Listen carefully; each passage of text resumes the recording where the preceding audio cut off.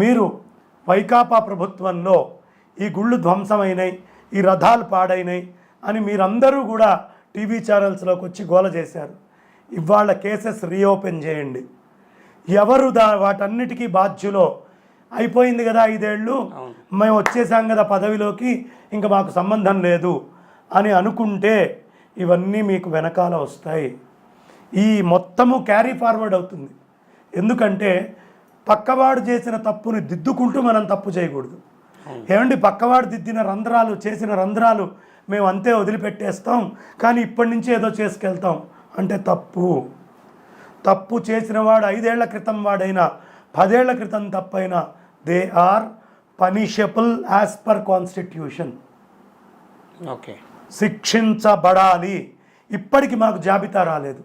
విజయవాడ కనకదుర్గ గుళ్ళో పెండి ఏమైంది, సింహాలు ఏం జరిగినాయి, అదే రథం ఎవడు తగలబెట్టాడు, ఆ రామచంద్రమూర్తి యొక్క శిరస్సుని ఛేదించిన వాడెవడు, ఆంజనేయ స్వామి విగ్రహాలు పగలగొట్టిన వాడెవడు, ఇలా అర్చకుల్ని కొట్టిన వాడెవడు, గుళ్ళల్లో ఎవరు ఏమేం పనులు చేశారు.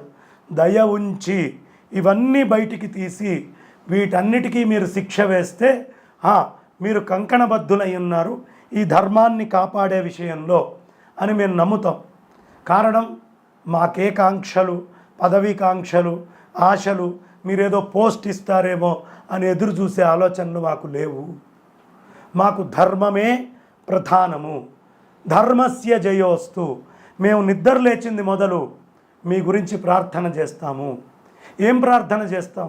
కాలే వర్షతు పర్జన్య, సకాలంలో వర్షాలు పడాలి. పృథివీ సస్యశాలిని, ఈ భూమంతా కూడా సస్యశ్యామలంగా ఉండాలి.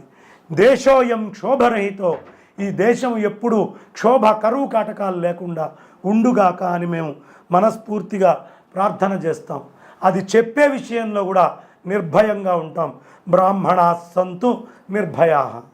ఇంకొక విషయం ఇందులో దేశోయం క్షోభరహితం అని చెప్పినప్పుడు ఇక్కడ మేమందరం కోరుకుంటాం, ఈ ఏలేటటువంటి రాజులు ఎవరెవరైతే ఉన్నారో వాళ్ళందరూ కూడా ధర్మముతో ఉండుగాక. ఏమండి, మాకు ఇదిగో నిత్యము పొలిటికల్గా సపోర్టు, నిత్యంగా మాకు మీడియాలో సపోర్ట్ చేశారు, నిత్యము మాకు అనుబంధంగా ఉండి పార్టీకి కార్యకర్తగా ఉన్నారు. దయ ఉంచి ఇలాంటి వాళ్ళకి మాత్రం చంద్రబాబు నాయుడు గారు పోస్టింగ్ ఇవ్వకండి. ఒకవేళ వాళ్ళు గనక సిన్సియర్ అయి ప్రతిజ్ఞ చేసి నేను చెప్పినట్టుగా అన్ని పీఠాలకి వెళ్ళి అందరి ఆశీస్సులు తీసుకొని వాళ్ళ దగ్గర కొంత క్రమము పద్ధతి నేర్చుకొని వస్తే వాళ్ళకైనా ఇవ్వండి. ఓకే, కానీ మాలాంటి వాళ్ళం 1000 కళ్ళు పెట్టుకొని తిరుమల విషయంలో కానీ ఎండోమెంట్స్ విషయంలో కానీ మీరు చేసే ప్రతి పనిని చాలా కీన్గా అబ్జర్వ్ చేసుకొని ఎక్కడ పొరపాటున్నా మేము మీ దగ్గరికి ప్రత్యక్షంగా రాలేం. కాబట్టి మా వంతు మేము ద్వారా అందిస్తూ ఉంటాం.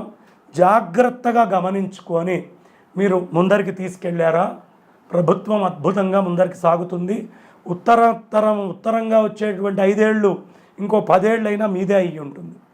లేదా ఏనాడు ఈ దేశంలో ఈ రాష్ట్రములో దేవుడికి పస్తు పెట్టేటటువంటి పరిస్థితి, దేవుడికి అపఖ్యాతి తెచ్చే పరిస్థితి ఉంటుందో ఆనాడు మేము చెయ్యక్కర్లా, దైవీ శక్తులే పతనానికి గురి చేస్తాయి.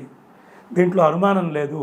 స్వచ్ఛత, నిబద్ధత, సిన్సియారిటీ ఉన్న వాళ్ళని దయించి బోర్డు మెంబర్స్ కింద మీరు అపాయింట్ చేయండి, చైర్మన్ల కింద చెయ్యండి, ఎంప్లాయీస్ కింద చెయ్యండి. అది వెంకటేశ్వర స్వామి వారు మీకు ఇచ్చినటువంటి భాగ్యంగా భావించి, ఇవాళ ప్రధానమంత్రి మోడీ గారు, మీరు ముఖ్యమంత్రే, కానీ ఈ భాగ్యం ప్రధానమంత్రికి కూడా లేదు, ఈ దేశ ప్రధానికి లేదు, అమెరికాని వెళ్ళేటటువంటి ట్రంపో బైడెనో వాళ్ళకు కూడా లేదు. ఆ అఖిలాండ కోటి బ్రహ్మాండ నాయకుడు అంత భాగ్యాన్ని మీకు కలిగించాడు.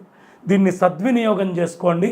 ఈ సద్వినియోగం చేసుకొని సక్రమమైనటువంటి వాళ్ళని తీసుకొచ్చి పెడితే 100 సంవత్సరాలైనా చంద్రబాబు నాయుడు గారిని చూసి తిరుమలకి కమిటీ ఎలా వెయ్యాలి అని నేర్చుకుండే ప్రమాణమైన కొలబద్దగా మీరు ఉండాలని మనస్ఫూర్తిగా నేను కోరుకుంటున్నాను.